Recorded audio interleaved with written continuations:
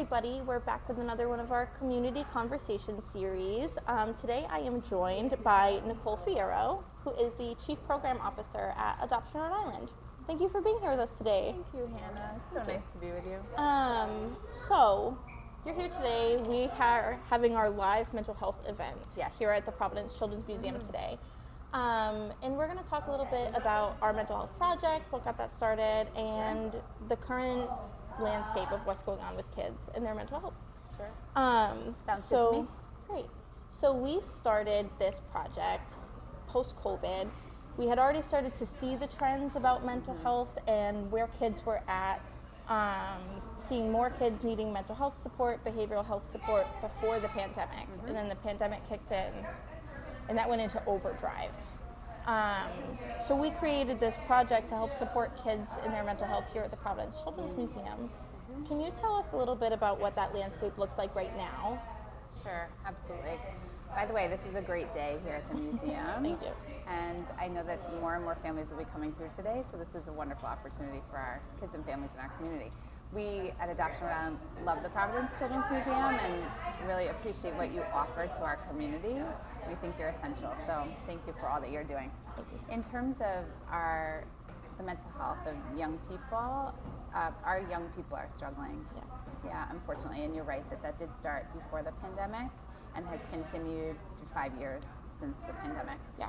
So we do need to be very mindful as caregivers and as providers in the community that we're constantly thinking about kids' mental health and how we can improve it. Yeah, for sure. So one of the things that we are focused on, we are not a clinical behavioral health service or anything like that. But we are working on providing skills that bolster mental health before maybe there is the onset of a mental health crisis or things like that. So we're thinking about skills like emotional literacy, resilience, because we know that resilient skills are a strong protective factor for mental health. What can we do to take a preventative skill building approach to kids' mental health? That's a great question. We all have a role in helping mental health of our young people. So that should be exciting for all of us, and it should make us feel like we have an opportunity to impact all the young people in our community. So at Adoption Rhode Island, we work specifically with kids who have been impacted by trauma or foster care or adoption. So we work with a small segment of our community, of all of the kids in our community. And what works with that population also works with every child or teenager. So when we think about building resilience, one of the first things that comes to mind for me is building connection. Yeah. So young people need strong connections with safe and supportive adults. That's essential. So all the ways that we can help with that vary given the age of the children, right? So when we're thinking about our littles, we want to think about rituals and routines at bedtime. Yeah. Like really slowing things down after they've had a long day, setting aside plenty of time for a story or a song or just some sort of end of the day ritual with their caretaker. And that can be beneficial not just for the young person's mental health to feel connection, but also for the caregivers as well. Yeah. So it's mutually beneficial. Yeah. When we think about the mental health of young people, we also have to think about the mental health of caregivers. And if our adults in our community are not feeling the stability and the security that they need, their mental health is impacted. So mental health goes all ways, and we have to be mindful of everyone.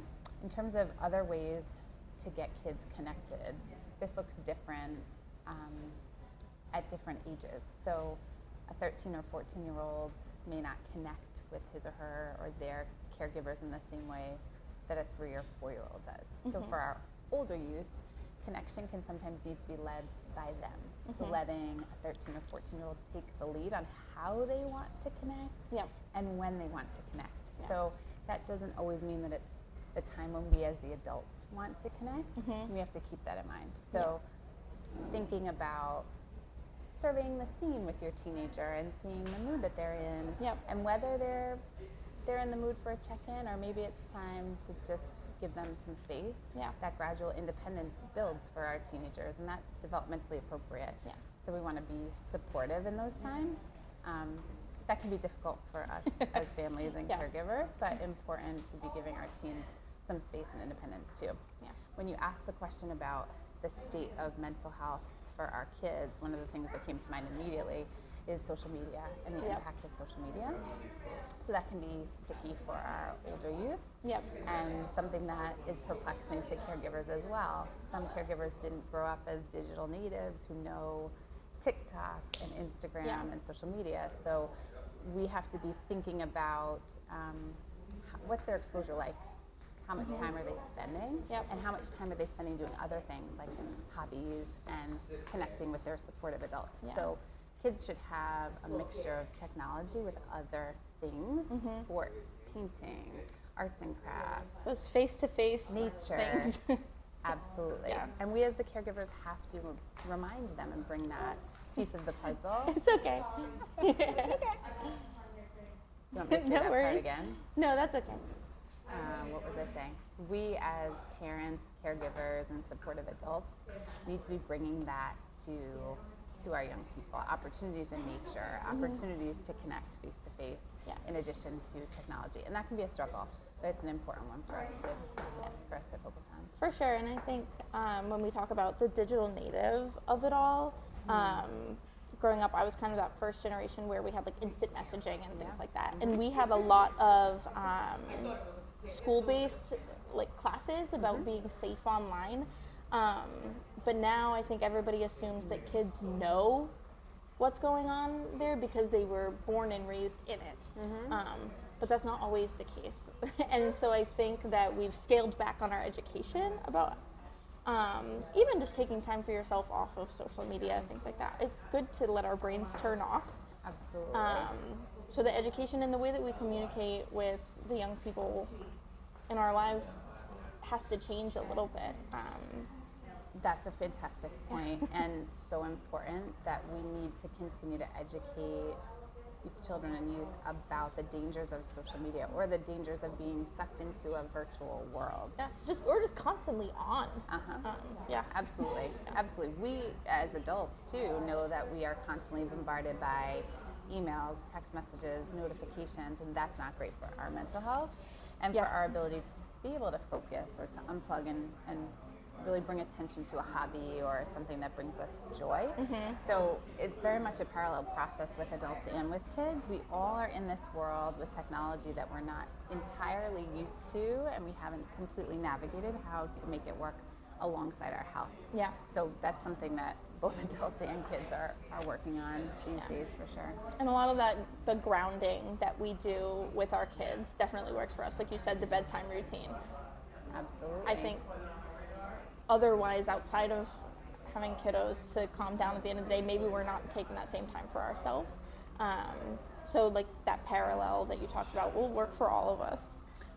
That's a great point. If I can add something there too about self-care. So it's important for adults to be taking time for themselves to meet their basic needs, whether that's blow drying your hair or taking a walk or getting to the gym or sitting down to eat your dinner instead of standing up in the kitchen and doing other things at the same time.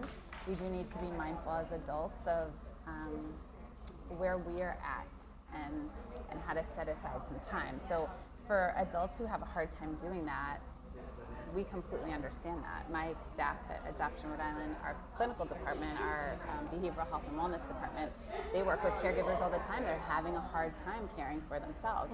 That could be because they are working all the time and caretaking all the time, or they might have elderly folks in their family that they're caretaking for.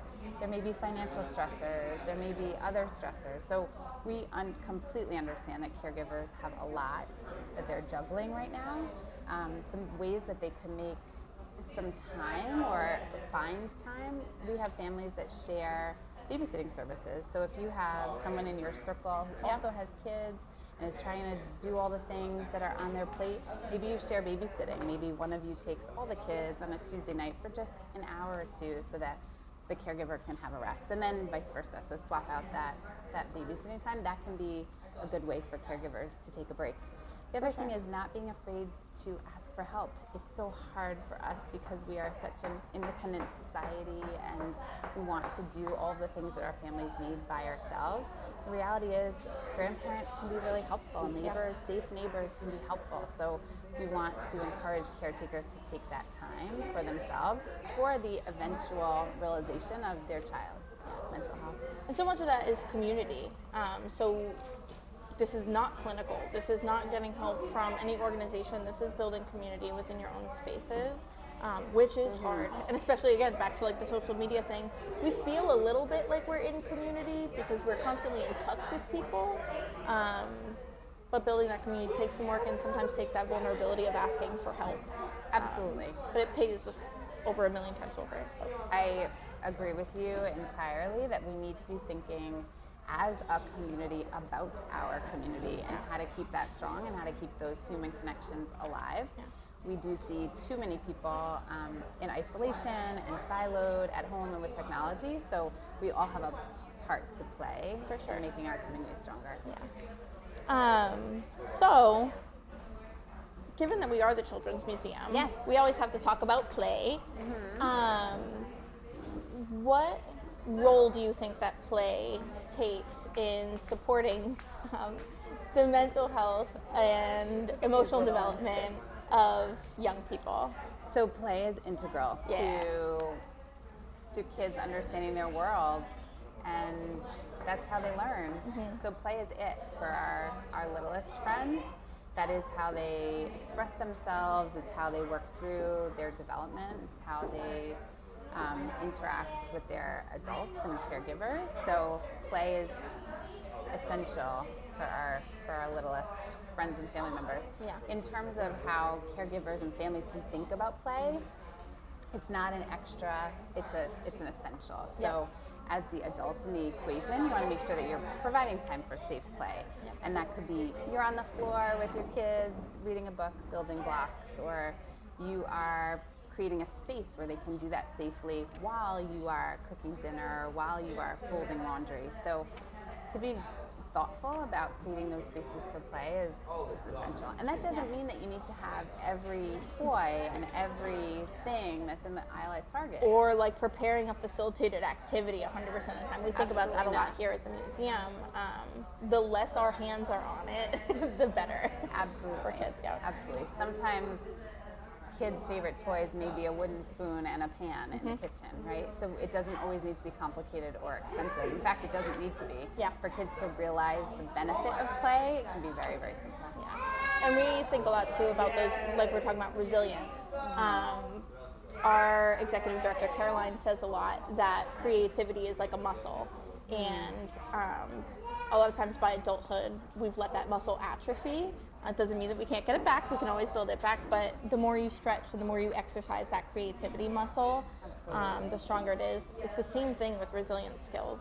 And being able to fail and try again or move on and try something new. Play offers a really low stakes ability to make mistakes and try a different thing, ask somebody for help, work as a team.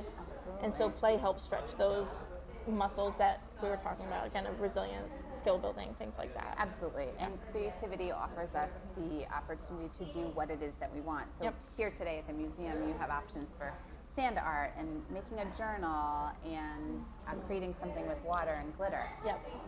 We need to give children choice. So what interests a child most? I'm watching some friends here come into the space and choose what they want to do. That's incredibly important for all children. When we think about children impacted by trauma, it's even more important. So abuse and neglect can rob a child of their voice and of their choice in things, and giving them artistic experiences and creative experiences to gain some of that back, where they can write the rules and they can make this creation however they want to.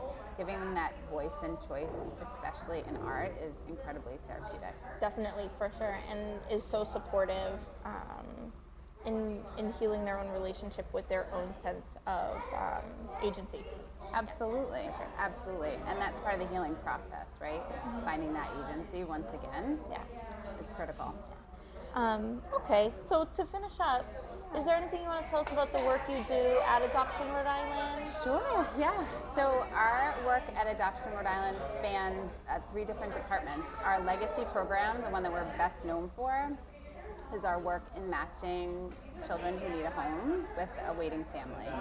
So that work is ongoing. We are most often placing older youth who are harder to place. So once we get to that 12 and 13 age, it can be more difficult to find that child a forever home. So if there's anyone listening to this and thinking about what role they might want to play in a child's life, we'd certainly love to chat with them or can point them in the right direction and be advisors in that. And then our other work is with young adults and in the clinical world. So with our older youth and young adults, we work in the housing space, providing opportunities for host homes for young people who may face homelessness.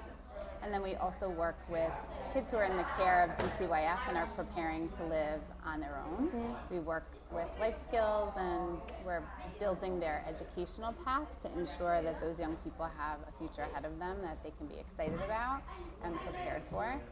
Part of that work is creating circles of support around young people who need it. So for our young people in our community who don't have a safe and stable adult, we're working on finding those people or reconnecting those people to the youth. So in some cases, a young person may have lost touch with a 3rd grade teacher or a football coach they were very connected to at one point, and we work on reconnecting them and stabilizing that relationship so the young person has people that they can depend on. And that goes back to the community. Absolutely. Aspect. Yeah. Absolutely. So if anyone listening to this is thinking about a young person they've lost touch with who might really need them in their life, that's important work, the work of mentoring. And then our clinical work is the other piece of our work, and that is therapy and counseling for kids who are in the care of DCYF or for children and families impacted by trauma. So we are working with at-risk families as well as families who are really dealing with a serious struggle. And all of the work that we do at Adoption Rhode Island is, we think and know that it's integral to our community here and making the community across Rhode Island even stronger than it already is. Yeah. So if anyone has questions or an interest in any of that work, be happy to chat with them. Perfect. And we will link all of your information and everything at the bottom of the video. Thank you so much for being here today on our Mental Health Resource Fair Day. It was great to chat with you. Thank you.